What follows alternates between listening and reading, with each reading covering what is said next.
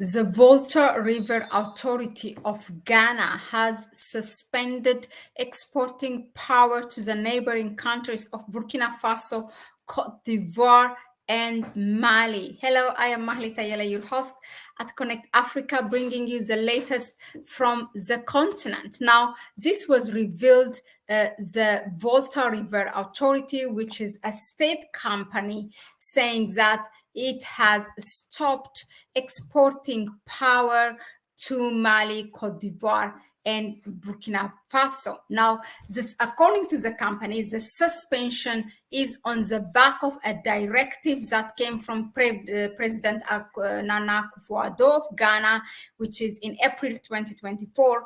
Now, when some parts of the country was experiencing erratic power supply. So this is with, the reason is because the Ghana government wants to fulfill first the local demand.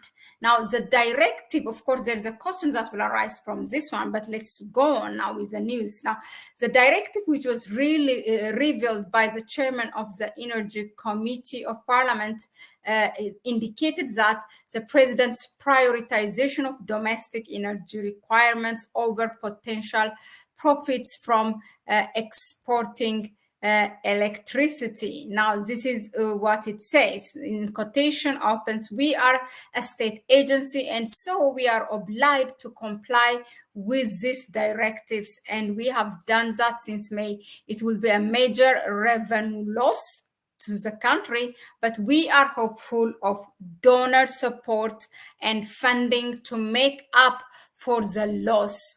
That's what it says. So regarding the authorities' preparation for the rainy season, the engineer Wahab says that there will not be a likelihood of spillage as the dam and its areas are not experiencing enough rainfall as experienced in other parts of the country. Now, as you can see, of course, I mean, it's not known, it was not known for government of Ghana. I mean, they know that there was a lack of electricity and there is a local demand for electricity, and still the decision was to export power. I don't know if that is right or wrong, because sometimes I also understand Ghana's situation, because Ethiopia does the same.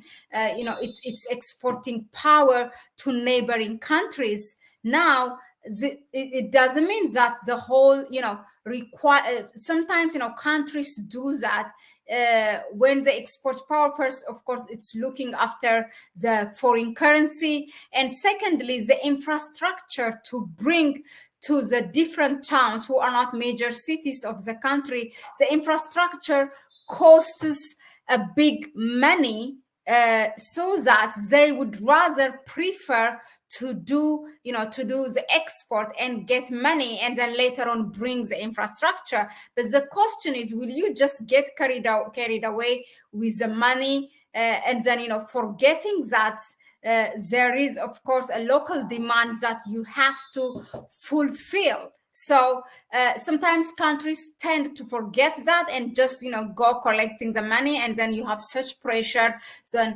you are going to stop the power exporting. Also, there are a certain group of people that I don't know how much percent of Burkina Faso, Mali, or Cote d'Ivoire are depending from the power export of Ghana, but it will certainly affect the livelihoods of those people who are getting the power from Ghana. So now, for Burkina Faso and Mali, the situation is not the same. I mean, Ghana gets, what they are saying, from what I read, as you heard, it says that they want to fill that void, the money that they don't get now from exporting the power. They are hoping to get it from donors, from funding agencies.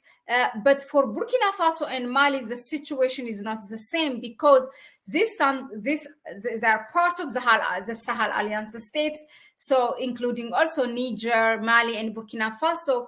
They have this huge sanction imposed against them for them not to get loan or not to get fund. But when it comes to Ghana, it is it's a different story. It doesn't mean that okay, Ghana, okay, because we can get a fund or a loan, we let's go and build, because they really have to answer to the question of their people. But I'm just saying they are under different circumstances. I understand also the Ghana situation.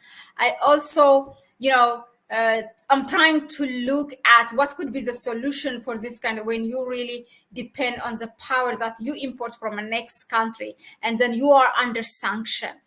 So what are the solutions, for this? Let us know in the comment section. What do you think of, Burkina Faso and Mali's situation in this? And I also want to remind you, Niger has been under the same situation when that revolution happened.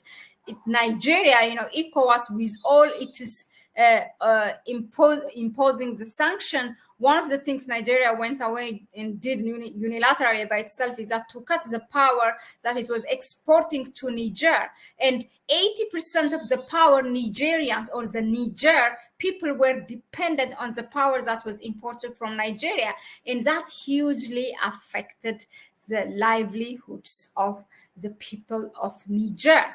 Now, it was just recently, after, I don't know, maybe 10 months, 9 months, Nigeria restored back the power exporting to Niger. Up until then, the people of Niger were just, while their natural resources is looted by France, having, sleeping literally under their on their soil, under it with uranium, while the whole Paris and France is lit up with the uranium of Niger.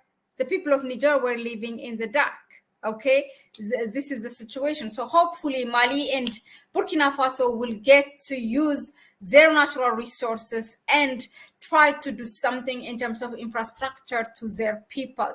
We know that a lot of encouraging infrastructures are going on. For example, one of the projects that Captain Ibrahim Traore of Burkina Faso, what he's doing is, bringing solar system to the country. So that might solve also a quick solution to those who needs power in Burkina Faso.